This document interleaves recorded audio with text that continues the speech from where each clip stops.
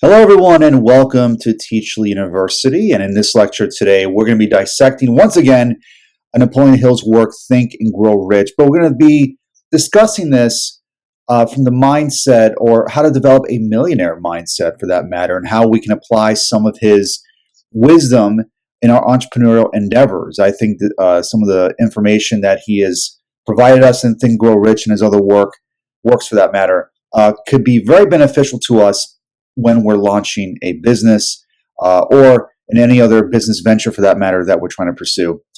So I think there's a lot of insight that he can provide us, but I'll also be discussing Dr. Joseph Murphy's work as well. So I'll be combining the two. I think he can provide also some great insights into our lecture today. So I want to start with Napoleon Hill, who said that you are the master of your destiny.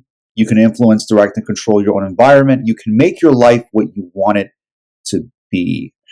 And really important, because for many successful entrepreneurs, I believe they've established this mindset where they believe in themselves and they believe they can control their own destiny and their lives. And I stress the term belief. Belief is incredibly powerful for yourself if you're looking not just to become a successful entrepreneur, but to improve any aspect of your life. Belief is powerful. If you don't believe in yourself, if you believe that you will be living in poverty, or you don't believe in your skills or abilities to improve and create value and to control your destiny, then your beliefs will shape your realities. So your beliefs are incredibly important. But how do we shape our beliefs? Well, our beliefs are established through repetitive thoughts and behaviors. It's when we are sort of on autopilot every single day, doing the same things and thinking the same way, that produces predictable mental patterns. So if we are to disrupt these mental patterns, it starts with being self-aware of our thoughts and habits and becoming much more deliberate with how we think, and being deliberate with wanting to change our beliefs by thinking in more positive ways and visualizing what it is that we do want, or focusing what we want to accomplish, what we want to see manifested in our life. So our beliefs are important, and self-awareness is a great way to change our beliefs. So then Napoleon Hill says that before success comes in any man's life, he is sure to meet with much temporary defeat and perhaps some failure. When defeat overtakes a man, the easiest and most logical thing to do is to quit. That is exactly what the majority of men do. More than 500 of the most successful men this country has ever known told the author their greatest success came just one step beyond the point at which defeat had overtaken them. So if you are an entrepreneur, I think what many entrepreneurs know, that you will experience challenges, failure, disappointment, and obstacles along the way in launching a business or any business venture. You're going to experience failure. And unfortunately for many entrepreneurs, or artists for that matter, as well, when they experience some defeat and disappointment, they decide to quit right before something amazing can potentially happen. So the most successful entrepreneurs, not that they don't experience defeat, they just stay in the game. Okay, I want to stress that. They stay in the game. They keep making bets on themselves until eventually a miracle happens. Sometimes amazing things happen when you stick around and you just continue to do the work despite the challenges that you face, because you may be just one step away from a breakthrough or an opportunity that can change everything. All you need is one really good idea, and then the rest is history. So stay in the game and not quitting is incredibly important. And Hill stresses this a lot in Think and Grow Rich. So then Hill says that the starting point of all achievement is desire. Keep this constantly in mind. Weak desire brings weak results, just as a small fire makes a small amount of heat. When your desires are strong enough, you will appear to possess superhuman powers to achieve. Desire is essential. You have to know what it is that you want. And in working with many entrepreneurs and consulting with them in my work, I always stress this, okay? What is it that you really want to achieve? Not just with your business, but with your life. What do you want? Why are you even willing to want to go through all the challenges of being an entrepreneur? What's the point? Unless you know what it is that you want. And when you know what it is that you want, and to reference Maxwell Maltz's book, Psycho-Cybernetics, right? When you know what it is that you want, your brain acts as like a guided missile. And when you focus on what you want, you start to make new decisions and think in ways that can lead you to that end result and end goal. So knowing what it is that you want is important. And it has to be strong enough.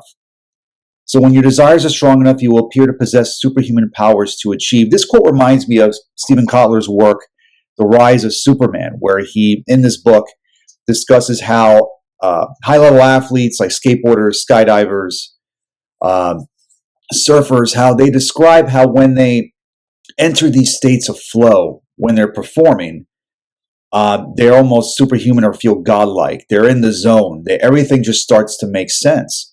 And I believe something similar happens when your desire is strong enough, when you know what it is that you want and you act out on those ideas and desires without being overly analytical.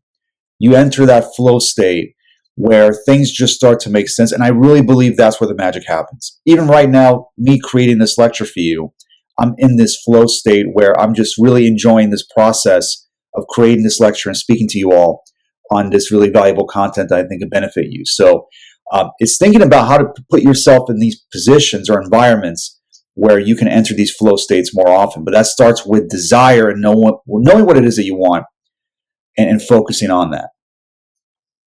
So happiness is found in doing, not merely possessing. Again, this reminds me of Mihaly Csikszentmihalyi's work in Flow, how happiness is found not by just lounging on the beach all day or not doing anything, but it is, or owning material possessions, but it is the process itself. It's taking action. That is where happiness is really found. And I believe that's really what we're all searching for, is happiness and joy and peace. And I believe that's all found in taking action. It's not about possessing the material possession, a material possession, but it's in the doing, it's taking action, it's being your authentic self, and actually really self-actualization for that matter. It's top of that pyramid that we talk about before in many of my work on self-actualization, that's important to be able to actually be your authentic self, which I think is really important. And again, that's referencing Abraham Maslow's work and his hierarchy of needs.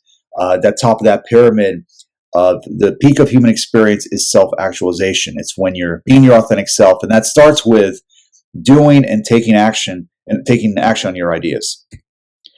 So our only limitations are those we set up in our own minds. Very short quote, but really, again, lots of depth here because it's, in my opinion, it's true, and I think all of you can agree with me on this, that we create our own mental prison, and through our beliefs or negative self-limiting beliefs that establish these limitations that prevent us from really doing great things.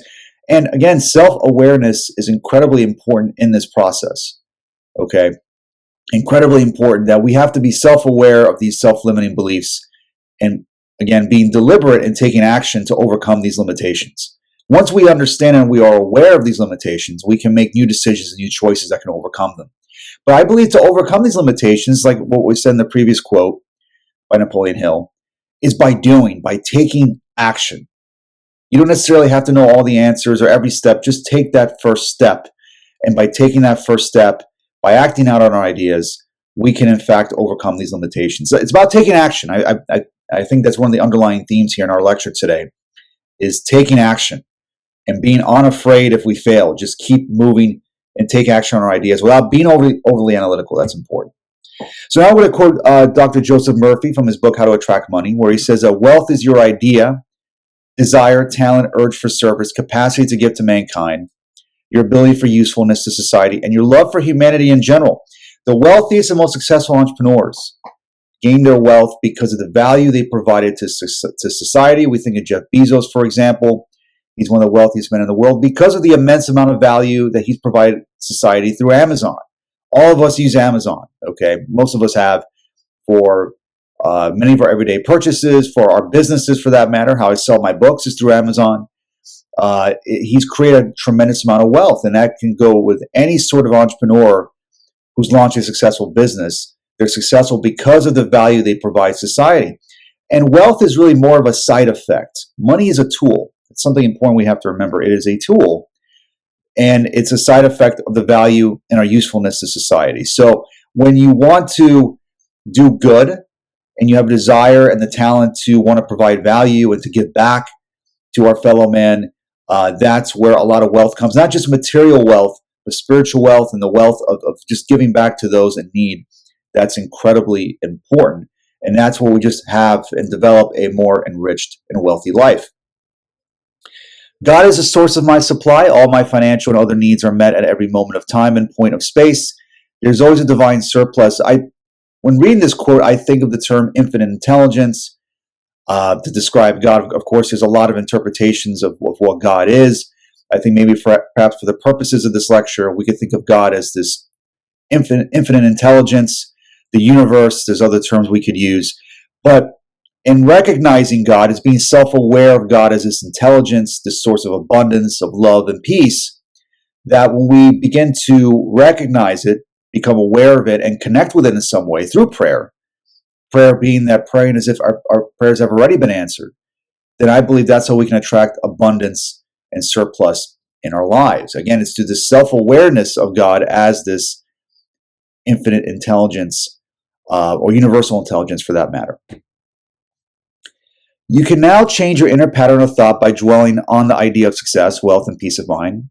As you busy your mind with these latter concepts, these ideas will gradually seep into your mentality like seeds planted in the ground. As all seeds, thoughts, and ideas grow after their kind, so you will habitually think and feel and manifest in prosperity, success, and peace of mind. Wise thought is followed by right action. So self-awareness, being aware of our thought patterns, being aware of where we are, and to begin planting seeds by thinking and, I don't want to say obsessing, but through repetition and focusing on the things and ideas that we want to see manifested in our lives. And when we do this enough times, we plant seeds. And we could say we can plant seeds into our subconscious mind where eventually it becomes second nature to think this way, to think about prosperity, to think about that what we can accomplish is possible. And in combination with taking action on those right ideas, but also it's feeling as if what we want is possible. Again, emotion is crucial here. This isn't an intellectual exercise. It's believing as if what we want to achieve has already happened. And it's conditioning the body and mind for success. And I believe when we do this, and I don't think it has to be an overly complicated process. It could be simply taking time out of our day for a couple minutes just to embody what it is that we wish to see change in our lives or what we wish to accomplish. A lot of athletes do this. They visualize how they're going to perform on the field. So we can do this. We can visualize how it is we want to perform and what we want to see manifested in our lives, in our businesses. It all starts with those that are inner thought patterns and how we can change them to produce more desirable results for our emotional well-being and for our businesses. So then going back to Napoleon Hill, he says that a genius is simply one who has taken full possession of his mind and directed it towards objectives of his own choosing without permitting outside influences to discourage or mislead him. So successful entrepreneurs, and I've met a lot of them, they have a good understanding of how to direct their mind towards accomplishing a specific goal. They don't get overly emotional, or at least they don't allow their emotions to get the best of them. And it doesn't have to be the best entrepreneurs, the best athletes, political leaders, scientists, the successful top 5% in any field. They've achieved genius because they have been able to control their own mind and direct it towards completing their objectives. This is incredibly important. So taking control of your own mind. Once again, it starts with self-awareness. Being self-aware of where you are and knowing where you want to be.